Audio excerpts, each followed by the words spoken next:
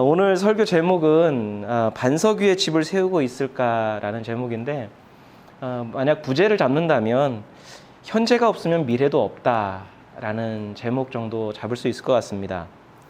우리는 보통 기독교를 향해서 소망의 종교라고 이야기를 합니다. 왜냐하면 하나님을 믿고 하나님의 뜻을 행하면서 하나님께서 우리를 향해서 이루실 일들을 기대하고 소망하고 있기 때문입니다. 우리가 하나님의 계획을 믿기 때문에 하나님을 믿는 신자들은요, 지금의 시련이나 고난이나 어려움을 견디고 있습니다. 신앙생활 중에 겪는 어려움들도 인내하고 있습니다. 그러면서 지금 우리가 잘 인내하면서 지금 여기서 믿음으로 살아내면 하나님께서 장차 하나님의 때에 우리에게 합당한 상급을 주실 것을 우리가 믿기 때문입니다. 그래서 우리는 그러한 것을 가리켜서 소망이라고 부르는 것이죠. 그래서 우리는 믿음은 현재를 살아가는 힘으로 믿고요, 소망은 미래를 기대하고 기다리는 것으로 여깁니다. 그런데 문득 이런 생각이 들었습니다. 소망이 과연 미래에만 관련된 것일까? 장래에 일어날 기대와 어떤 바람만이 소망일까? 현재 지금 우리가 겪는 일들이나 행하는 일들이나 우리가 지금 살아가는 삶의 터전이나 신앙의 삶의 자리는 소망이 아닐까? 그냥 소망은 미래에만 바라보는 것이 소망일까라는 그런 생각이 들었습니다. 여러분, 만약에 하나님의 뜻과 계획이 이루어지는 것, 그것이 소망이라고 한다면 소망은 미래의 일일 뿐만 아니라 지금 우리가 겪고 있는 현재의 일이기도 합니다. 왜 그럴까요? 하나님은 지금도 우리와 함께 하나님의 뜻을 이루어 가고 계시기 때문이에요. 그렇기 때문에 소망은 미래만이 아니라 지금 현재의 일입니다.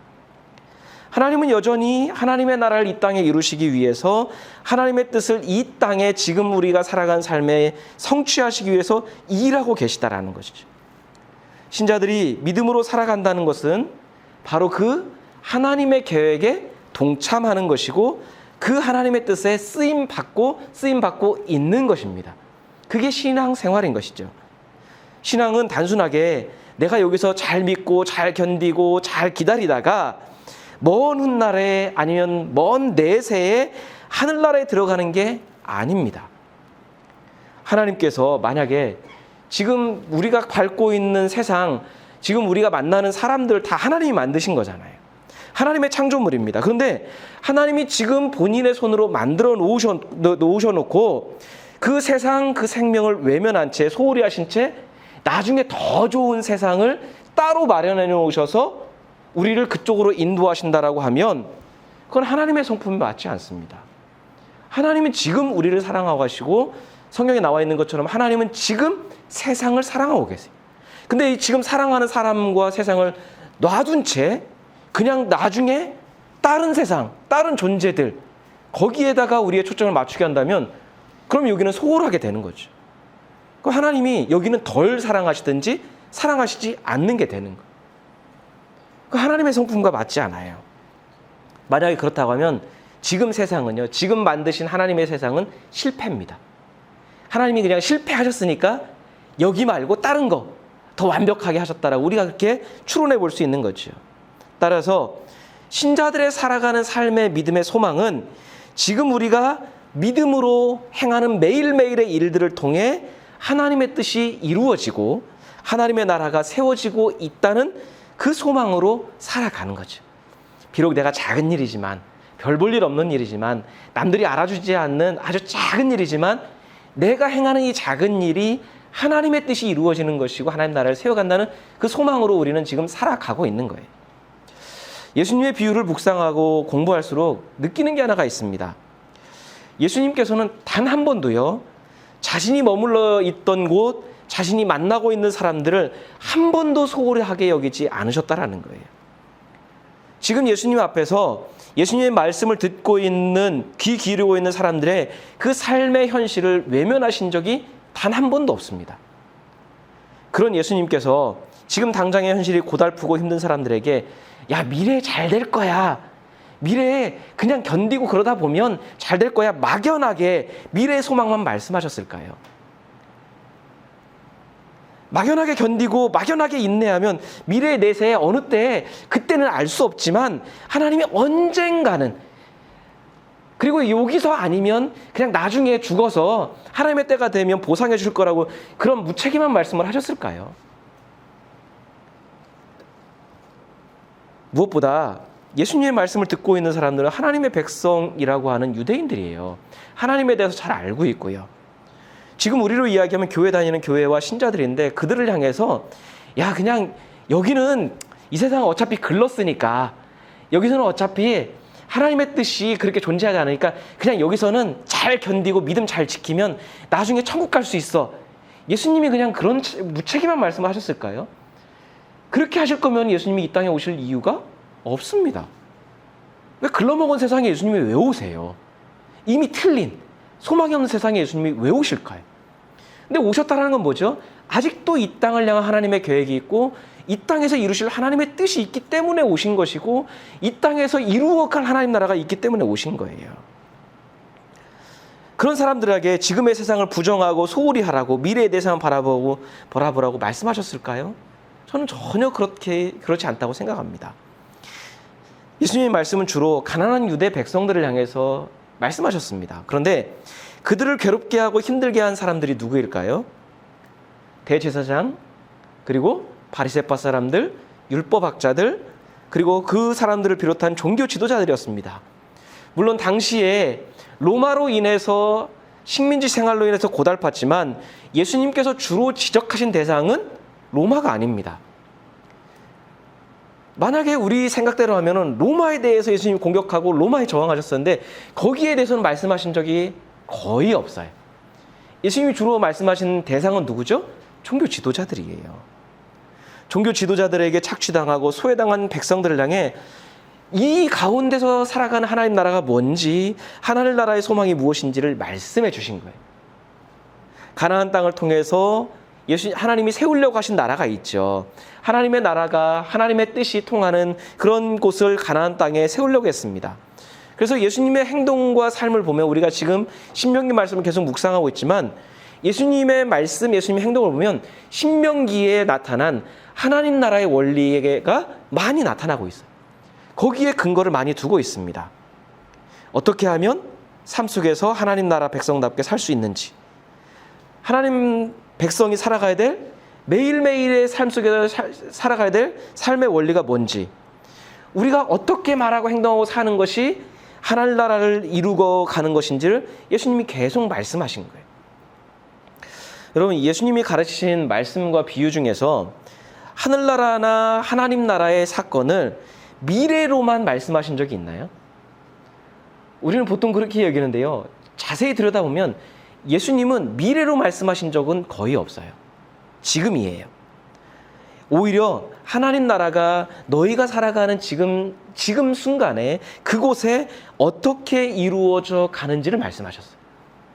지금 어떻게 살아가야 되고 어떤 태도로 하나님을 믿어야 되는지를 말씀하신 거예요. 하나님을 믿는 그 믿음으로 다른 사람들을 어떻게 대해야 되는지, 그리고 불의와 고난이 있다고 여기는 그 세상에서 어떤 마음과 믿음으로 살아가야 되는지를 말씀하셨어요. 우리가 흔히 얘기하는 고난과 어려움이 있는 현실에서 어떻게 하나님 나라가 이루어질 수 있는지, 어떻게 하나님 나라가 시작되는지를 말씀하신 거예요. 즉, 하늘나라를 미래에 우리가 그냥 가는 곳이 아니라 여기에 우리 살아가는 삶에 오는 것으로 지금 여기서 만들어가는 것으로 말씀하셨어요. 그래서 우리가 주기도문을 배웠지만 주기도문에서 뭐라고 말씀하세요? 하나님 우리를 천국 가게 해주세요 이렇게 기도하게 하셨나요? 아니잖아요.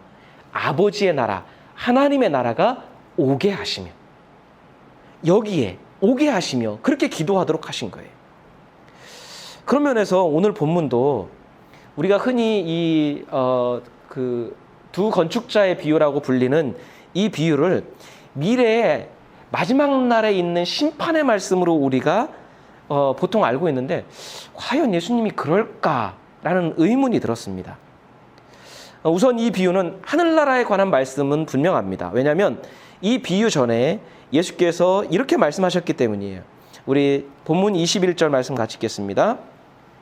나더러 주님 주님 하는 사람이라고 해서 다 하늘나라에 들어가는 것이 아니다. 하늘에 계신 내 아버지의 뜻을 행하는 사람이라야 들어간다. 자, 예수께서 이 비유를 시작하기 전에 하늘나라에 대해서 언급하십니다. 그래서 오늘 본문을 그래서 21절부터 잡았습니다. 예수께 주님, 주님 이렇게 외친다고 해서 하늘나라에 들어가는 게 아니라는 거예요.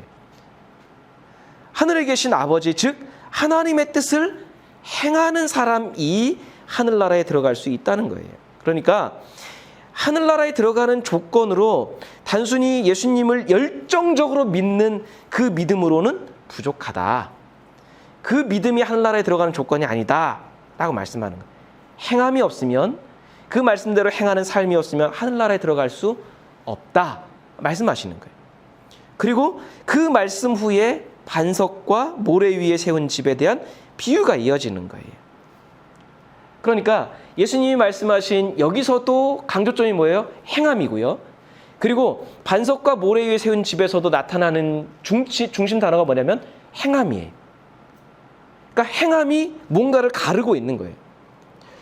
자, 그런데 반석 위에 세운 집과 모래 위에 세운 집의 이 비유는 어디에 위치해 있는지 우리가 중요합니다. 뭐냐면 예수님의 산상수훈, 마태복음 5장, 6장, 7장이 예수님의 산상수훈입니다. 예수님의 설교, 예수님의 가르침의 핵심이에요. 근데 그 예수님의 산상수훈을 마지막에 마무리하는 비유가 바로 이 비유예요. 이 비유로 예수님은 그 핵심적인 예수님의 가르침을 마무리하고 계시는 거예요. 그러니까 이 비유는요, 예수님의 산상수훈을 가리키고 있는 거고요. 예수님의 산상수훈을 요약하고 마무리하는 핵심이라고 할 수 있는 거예요. 그냥 이걸 떼어놓고 우리가 생각할 수 없습니다. 자, 비유에는 집을 짓는 두 사람이 등장을 합니다. 한 사람은 반석 위에, 바위 위에 집을 짓고요. 한 사람은 모래 위에 집을 짓고 있습니다. 그런데 이 집을 짓는 거는 실제적인 행위가 아니라 어디에 빗댄 거예요. 어디에 빗댄 거죠? 두 사람이 각기 살아가는 삶의 방식, 신앙생활의 방식을 집을 짓는 것에 비유한 겁니다. 빗댄 겁니다. 자, 24절하고 26절 말씀 같이 읽겠습니다. 그러므로 내 말을 듣고 그대로 행하는 사람은 반석 위에다 자기의 집을 지은 슬기로운 사람과 같다고 할 것이다. 그러나 나의 이 말을 듣고서도 그대로 행하지 않는 사람은 모래 위에 자기 집을 지은 어리석은 사람과 같다고 할 것이다. 자, 누가 반석 위에 집을 지은 사람입니까? 예수님의 말씀, 즉 산상수훈의 예수님의 가르침을 듣고 그대로 행하고 살아가는 사람. 그 사람은 반석 위에 집을 짓는 사람에 비유한 거예요. 그리고 반대로 모래 위에 집을 지은 사람은 누구입니까? 예수님의 말씀을 들었습니다. 산상수훈의 말씀을 들었습니다. 들었는데 뭐예요? 행하지 않는 사람. 자, 반석과 모래를 가르는 기준이 뭐예요? 듣는 건가요? 아는 건가요? 동의하는 건가요? 아니에요. 이 둘을 가르는 기준은 행함이에요. 행함이 있으면 반석이고 행함이 없으면 모래예요. 자, 예수님의 가르침을 듣는 순간에, 산상수훈의 말씀을 듣는 순간에 신자들은요, 자이든 타이든 이미 집을 짓기 시작하고 있는 거예요. 그런데 듣기는 들었는데 좋은 말씀이라고, 진리의 말씀이라고, 은혜 받았다고 그렇게 동의는 했는데 듣고 거기서 멈춘 사람, 아는 데서만 그친 사람, 이 사람은 모래 위에 집을 짓고 있는 거예요. 아무런 노력을 하지 않는 거예요. 그런데 예수님은 이렇게 듣기만 하고 행하지 않는 사람을 뭐라고 말씀하세요? 어리석은 사람이다 라고 말씀해요. 반대로 예수님의 가르침을 듣고 나서 그대로 행동으로 옮기기 시작한 사람, 그것을 삶에 실천한 사람은 반석 위에 지은 사람이다라고 이야기하고, 그런 사람을 가리켜서 예수님이 뭐라고 말씀해요? 슬기로운 사람이다. 그러니까 행하는 사람은 슬기로운 사람이고 반석 위에 집을 짓는 사람이고, 행하지 않는 사람은 어리석은 사람이고 모래 위에 집을 짓는 사람이에요. 자, 그런데 예수님의 회에 하필이면 말씀을 듣고 행하는 것을 집을 짓는 것에 비유를 하셨을까요? 그것도 한쪽은 반석 위에, 바위 위에, 한쪽은 모래 위에 집을 짓는 것에 비유를 하셨을까요? 만약에 똑같은 모양의 집, 똑같은 크기의 집을 짓는다면 여러분, 어디에 집을 짓는 게 어렵지요? 너무 어렵나요? 제 질문이? 어디에 짓는 게 어렵죠? 바위예요. 모래 위에 집을 짓는 건 수월해요. 그러니까 옛날 집을 우리가 생각해보면 집을 짓기 위해서는 기둥을 세워야 합니다. 근데 모래 위에는 어떻게 해요? 손쉽게 꽂을 수 있어요. 손쉽게 꽂아서 기둥을 세워갈 수 있습니다. 그런데 바위 위에 집을 지려는 기둥을 세우려면 어떻게 해야 됩니까? 그냥 거기에 탁 꽂아지나요? 그렇지 않죠. 기둥을 세우려면 바위에다가 구멍을 뚫어야 돼요. 지금이야 기계나 중장비를 이용하면 어떻게 하면 금방 뚫을 수 있습니다. 근데 고대에 연장조차도 변변하지 않은 그 고대에 구멍 하나 바위에 뚫으려면 어떻게 해야 될까요? 몇 날 며칠을 고생해야 돼요. 기둥 하나 뚫는데. 바위에 집을 짓는 건 결코 쉬운 일이 아니에요. 차라리 모래 위에 아니면 땅에 집을 짓는 게 훨씬 좋고요. 그게 더 지혜로워 보여요. 굳이 그 위에다가 구멍 뚫으면서 고되게 집을 지을 이유가 없어요. 그러니까 말씀을 듣고 행하는 게 반석 위에 바위에 집을 짓는 것처럼 어렵고 고되다라고 하는 말씀. 쉽지 않다. 바위 위에 기둥 하나 세울 수 있는 구멍 하나 뚫기가 어려운 것처럼 말씀으로 사는 게 결코 수월한 게 아니다고 말씀하는 거예요. 여러분, 산상수훈의 내용을 보면 이해가 돼요. 예수님의 그 가르침을요, 산상수훈 하나하나를 이렇게 살펴보면요, 삶 속에서 행동으로 옮기는 게 쉬운 일이 아닙니다. 시간이 걸리고 고통스러워요. 바위 위에 기둥 하나 세우기가 어려운 것처럼 예수님의 그 가르침 하나를 실천하는 것도 버거워 보입니다. 하지만 말씀을 듣고 행하는 것은 반석 위에 집을 짓는 것처럼 슬기롭다라고 하는 거예요. 어렵지만 슬기로운, 고되지만 슬기로운 일이에요. 반면에 말씀을 듣기는 하지만 믿기는 하지만 행동으로 옮기지 않는 건 모래 위에 집을 짓는 것과 마찬가지예요. 힘을 들이지 않아도 됩니다. 시간이 오래 걸리지도 않고요. 고통스럽지도 않아요. 말씀을 들으면서 은혜를 받습니다. 아, 좋은 말씀이다. 은혜의 말씀이다. 나에게 소망의 말씀이다. 기뻐할 수 있어요. 근데 딱 거기까지예요. 나의 삶에서 예수님의 가르침을 세워가기 위해서 애쓰지 않아요. 아니면 내가 예수님의 가르침 중에서 내가 원하는 것, 나에게 큰 부담이 되지 않는 것만 선택해서 내가 따르면 돼요. 집을 짓기는 합니다. 집을 짓기에 똑같이 짓기 시작합니다. 하지만 예수께서 우리에게 원하시는 집이 아니라 내가 원하는 집을 짓는 거예요. 그런데 이러한 신앙생활은 모래 위에 세우는 것처럼 어리석다라고 하는 거예요. 왜 말씀을 듣기만 하고 행하지 않는 것은 어리석은 일이고 말씀을 듣고 그대로 행하는 건 슬기로운 일일까요? 평소에는 듣기만 하는 것이나 행하는 것이나 큰 차이가 없습니다. 어쩌면 말씀을 듣고 행하는 게 더 미련해 보여요. 더 어리석어 보입니다. 평소에는 그래요. 그렇게 힘들게 살아갈 이유가 없어요. 오히려 이 고통스럽게 반석 위에 집을 짓는 게 어리석어 보여요. 아니, 예수님의 가르침을 듣고 은혜 받으면 됐지. 배우고 들으면 됐지. 고통스럽게 그대로 살아갈 이유가 뭐가 있냐. 그렇게 말할 수 있습니다. 미련해 보입니다. 세상 물정 모르는 것 같아 보이고요. 처세술도 없어 보이는 바보 같은 삶이에요. 오히려 그냥 적당하게 살아가는 게 더 지혜로워 보입니다. 그런데 반전이 일어나죠. 바람이 불고 홍수가 나면 누가 슬기로운 사람인지가 드러납니다. 작은 비바람에도 모래 위에 세운 집은 쉽게 허물어진다는 거죠. 어쩌면 모래 위에 손쉽게 지을 수 있기 때문에 더 크고 넓게 지었을 수 있습니다. 더 의리하게. 왜요? 기둥을 깊게 박지 않아도 되니까 나무 연결해서 더 크게 지을 수 있어요. 더 화려하게 치장할 수 있습니다. 그런데 홍수가 나는 순간에 그 거대한 집이, 모래 위에 세운 집은 무너지는 거예요. 아무리 크게 지어도 무너지는 거예요. 떠내려갑니다. 하지만 반석 위에 세운 집은 홍수나 바람의 영향을 받지 않아요. 왜요? 그 터가 어디에 있습니까? 기둥이 어디에 박혀 있어요? 바위 위에 있기 때문이에요. 쓰러지지 않아요. 바위 위에 구멍을 뚫어서, 겨우 하나 뚫어서 기둥을 세워야 되니까 집이 작을 수 있습니다. 볼품없을 수 있습니다. 큰 집을 세우기가 어렵습니다. 하지만 초라해 보이는 그 바위 위에 만든 집은 홍수에도 바람에도 튼튼하게 서 있을 수 있다는 거예요. 여러분, 예수님께서 왜 가장 핵심 중에 핵심인 산상수훈의 그 마지막에 이 말씀을 하셨을까요? 왜 우리가 꼭 알아야 될 말씀을 하셔놓고 마지막에 이 비유로 말씀하셨을까요? 산상수훈의 그 가르침을 듣기만 하지 말고, 배우기만 하지 말고, 믿기만 하지 말고 삶 속에서 행해야 된다는 거예요. 아무리 대단한 진리를 알고 있어도 행하지 않으면 그는 모래 위에 집을 세운 사람과 마찬가지라는 거예요. 어리석은 사람이라는 거예요. 아무리 대단한 믿음을 갖고 있는 것처럼 보여도 그 사람은 어리석은 사람이에요. 산상수훈의 가르침을 보면 삶으로 참 살아내기 어렵다는 생각을 저도 하게 됩니다.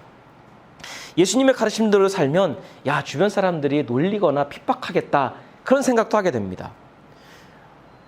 그냥 대충 말씀드려도 뭐라고 말씀해요? 세상에 소금과 빛이 되어야 된다 말씀해요. 원수를 사랑하라고 이야기해요. 구제와 기도와 금식을 하는데 대충 하지 말고 진실되게 하라고 말씀해요. 다른 사람을 무작정 비난하지 말라고 이야기해요. 물질을 숭배하지 말라고 이야기합니다. 이것을 있는 그대로 행하라고 말씀해요. 하나하나 뜯어보면요, 쉬운 게 하나도 없어요. 마치 하나하나 행하는 게 하나하나 마치 바위에 구멍을 뚫는 것 같은 고된 일이에요. 그래서 많은 신자들이 듣는 것에서, 아는 것에서, 아니면 믿는 것에서 위안을 삼는 것으로 그치는 경우가 많이 있는 것 같아요. 하지만 예수께서는 그게 아무리 고되어도 힘들어도 시간이 걸려도 산상수훈의 계명 하나하나를 소중히 여기고 버리지 말고 천천히 집을 세우듯 실천하라고 말씀하는 거예요. 크게 화려하게 할 이유 없고 그거 하나 세우기 위해서 삶 속에서 뿌리 내리면 그것으로 족하다고 말씀하고 있는 거예요. 왜 그럴까요? 그 계명 하나하나가 뭐예요? 하늘나라를 이 땅에 우리 삶에 세워가는 원리이기 때문이에요. 하나님의 창조 질서가 그 안에 있습니다. 원래 만드셨던 그 원리가 그 안에 있기 때문이에요. 가르침을 잘 배워서 믿고 있다가 그냥 여기서 내 하나 믿음 지켜서 먼 미래에 들어가는 게 하늘나라가 아닙니다. 예수님의 가르침을 내 몸으로 살아내는 현장, 순간 하나하나가 모두 다 하늘나라를 세워가는 현장이에요. 그러면 집을 무너뜨리려고 하는 홍수와 비바람은 무엇을 상징하는 것일까? 보통 이 말씀은 마지막 날에 있을 하나님의 심판으로 여겼습니다. 그래서 말씀대로 행하며 잘 살면 마지막 심판을 견딜 것이고, 모래 위에 집을 세우듯 허투루 살았다면 심판날에 모든 것이 사라질 것이라고 여겼습니다. 물론 우리가 말씀을 듣기만 하고 행하지 않는다면 마지막 심판을 견딜 수 없을 거예요. 우리가 말씀을 잘 행하며 살았다면 마지막 심판을 잘 견딜 겁니다. 하나님 나라에 최종적으로 그렇게 심판을 받을 겁니다. 그런데 이것을 하나님의 마지막 심판 때에만 해당하는 말씀으로 듣기에는 뭔가 미심쩍은 부분이 있어요.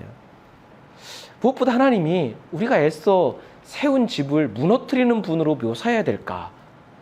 어떻게든지 삶을 살아왔던 삶의 방식이고 어떻게든지 그렇게 살아왔던 믿음의 현장인데 하나님이 그것을 무너뜨리는 분일까? 하나님의 성품하고 좀 안 맞는 것 같아요. 그것을 하나님이 무너뜨리는 분일까? 그리고 무엇보다 예수님은 산상수훈에서 뭘 말씀하셨죠? 계속 지금 우리가 살아가는 삶, 너희가 살아가야 될 세상, 그 가운데서 어떻게 믿음을 지켜야 되고 그 가운데서 어떻게 믿음으로 말씀으로 살아야 되는지를 산상수훈에서 계속 말씀하셨다가 갑자기 마지막 심판을 말씀하신다는 건 문맥상도 맞지 않는 것 같아요. 예수님은 아까도 말씀드렸지만 지금의 현실을, 지금 주어진 삶을 소홀하게 여기신 적이 단 한 번도 없어요. 여기 하나하나 모두 다 하나님이 만드신 세상이고 하나님이 만드신 생명이고 하나님이 이루어가 될 하나님 나라의 현장이기 때문이에요. 소홀히 여길 곳이 없어요. 예수님은 고된 삶을 살아가는 이들에게, 그리고 종교 지도자들에게, 정죄당하고 버림받은 이들에게 하나님 나라의 소망을 주고 계시는 거예요. 그것 가운데서도 하나님 나라가 이루어지고 있다. 그것 가운데서 하나님이 너희와 함께하고 계시다. 그것 가운데서도 믿음으로 말씀으로 살아내야 될 너희의 삶의 현장이 있다. 어떻게 그 가운데서 살아가는 게 하나님 나라의 진정한 백성의 삶인지를 가르쳐주고 계시는 거예요. 먼 미래의 소망뿐만 아니라 지금 여기서 어떤 소망을 품을 수 있는지 가르쳐주신 거예요. 근데 예수께서 심어주신 하나님 나라의 소망을 뺏는 무리들이 있죠. 종교 지도자들에 의해서 그들의 삶의 소망이 뺏겼습니다. 그래서 이 산상수훈을 마무리하면서 이 마지막 비유에 앞서서 예수님께서 말씀하시는 게 있어요. 그들의 비유에 그들의 정체를 알려주십니다. 마태복음 7장 15절인데요. 같이 읽겠습니다. 거짓 예언자들을 살펴라. 그들은 양의 탈을 쓰고 너희에게 오지만 속은 굶주린 이리들이다. 자, 하나님 나라의 소망을 뺏는 무리들을 뭐라고 가리키고 있습니까? 거짓 예언자들. 예언자들인데 거짓이에요. 하나님, 주님 외치고 앞으로 하나님을 내세우는데 거짓이에요. 잘못된 가르침으로 하나님 나라의 소망으로 살려고 하는 백성들을 유혹하고 공격하는 이들입니다. 그들은 양을 돌보려고 하는 것처럼 보이지만 실상은 양을 잡아먹는 굶주린 이리들이라는 거죠. 그들은 겉으로 보기에는 어때요? 하나님께 예수께 열정적인 신앙을 보이는 것 같아요. 그들은 주님 부르면서 열성적인 신앙을 보이지만 실상은 아버지의 뜻대로 행하지 않아요. 예수님은 15절에서 계속 이 말씀을 이어오시는 거예요. 그래서 그들의 행위를 예수님이 뭐라고 폭로하시죠? 우리 22절, 23절 같이 읽겠습니다. 그날에 많은 사람이 나에게 말하기를 주님, 우리가 주님의 이름으로 예언을 하고 주님의 이름으로 귀신을 쫓아내고 또 주님의 이름으로 많은 기적을 행하지 않았습니까? 할 것이다. 그때 내가 그들에게 분명히 말할 것이다. 나는 너희를 도무지 알지 못한다. 불법을 행하는 자들아 내게서 물러가라. 자, 그들이 어떻게 행했습니까? 주님의 이름을 앞세워서 예언도 했습니다. 귀신을 내쫓는 기적도 행했습니다. 많은 기적을 행했습니다. 그들도 행하는 게 있었어요. 주님의 이름으로 이런 대단한 성취들을 이뤘으니까 사람들의 귀를 현혹시킵니다. 하지만 그들의 행함은 예수님이 원하시는 행위가 아니에요. 행함이 있었지만 예수님이 원하는 행함이 아니었습니다. 예수께서 원하시는 행위는 그런 예언이나 축기나 기적이 아니었어요. 오히려 그렇게 주님의 이름으로 행했던 그들의 행위에 대해서 예수님 뭐라고 해요? 불법이다라고 규정해요. 예수님 뭐라고 하죠? 불법을 행하는 자들아 규정하셔요. 그렇게 부르시는 거예요. 예수께서는 믿음의 사람들이 예수님의 가르친 대로 사람들을 사랑하고 섬기고 영혼들을 돌보고 세상 속에서 하나님의 성품을 따라 사는 그런 행위를 원하셨어요. 뭔가 기독교가 대단한 것처럼 그리고 뭔가 능력 있는 것처럼 드러내는 그런 위대한 일이 아니라 그냥 삶 속에서 뿌리 내리면서 사랑하고 섬기고 돌보고 배려하는 그런 행위를 원하셨다라는 거예요. 예수님의 이름을 이용해서 대단한 기적을 드러내기보다는 매일 그냥 소박한 매일의 삶 속에 믿음으로 한 영혼을 돌보기를 원하셨던 거예요. 따라서 신자들이 세우고 있는 집을 공격하는 홍수와 바람의 정체가 뭡니까? 예수님의 가르침에서 벗어나게 하는 모든 유혹과 공격. 아마 이 말씀을 듣고 예수님 말씀대로 행하려고 하는 사람들은 누구의 공격을 받게 될까요? 바리새파 사람들과 대제사장들과 그리고 종교 지도자들의 공격을 받게 될까요? 왜 너희는 내가 가르친 대로 살지 않고 그대로 살아가느냐? 그 공격을 받게 될 거예요. 주님의 이름으로 불법을 행하는 이들은 예수님의 가르친 대로 살려고 하는 신자들을 끊임없이 공격하고 유혹할 겁니다. 그 예수가 잘못됐다라고 이야기를 할 거예요. 때로는 그들의 순전한 믿음을 조롱하기도 할 것이고 그럴듯한 신앙의 언어로 그들을 예수님의 가르침에서 벗어나게 할 거예요. 그런데 그 유혹과 공격을 이길 수 있는 것은 듣기만 해서는 안 된다라는 거예요. 동의만 하고 믿기만 해서는 안 된다라는 거예요. 평소의 삶 속에서 예수님의 가르침을 실천해 보고 삶으로 옮겨 보아야 그것을 이길 수 있다는 거예요. 구멍을 뚫듯이 고통스럽지만 시간이 걸리지만 그것을 경험해 봐야 유혹과 공격을 이길 수 있다는 거예요. 그래야 홍수와 비바람을 이길 수 있다는 거죠. 왜요? 그 가르침을 통해서 얻은 체험한 은혜가 있기 때문이에요. 그 안에서 예수님 말씀대로 살아봤더니 하나님 나라의 은혜가 있는 거예요.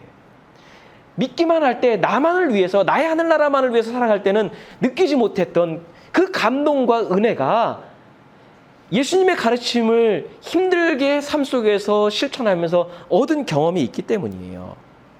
그러면서 분별력이 생기는 거죠.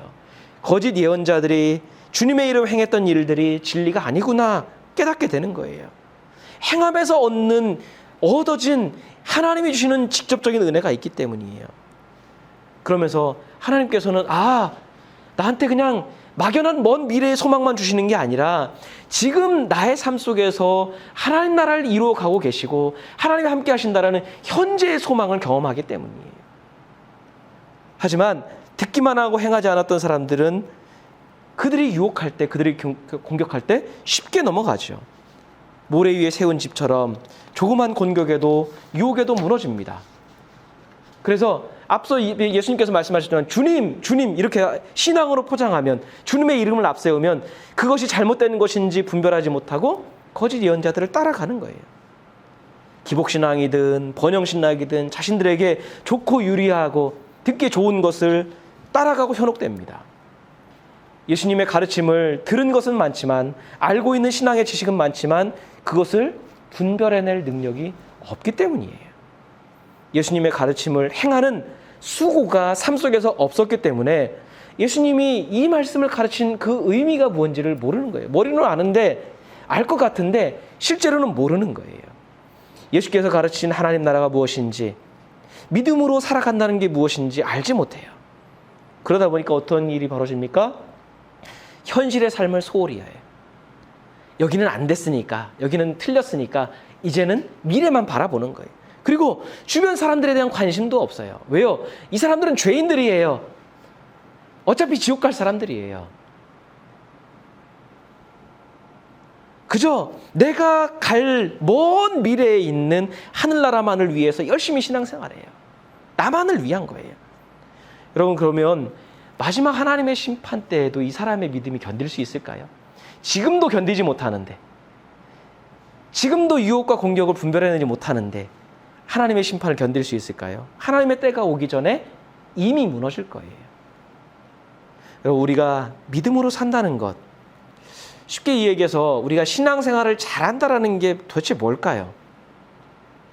열심히 예배드리고 기도하고 성경 많이 배우고 익히면, 남다르게 열성적으로 예수님 말씀하신 것처럼 예언도 좀 하고 축기도 좀 하고 기적을 일으키는 능력과 은사를 받으면 그게 신앙생활 잘하는 걸까요?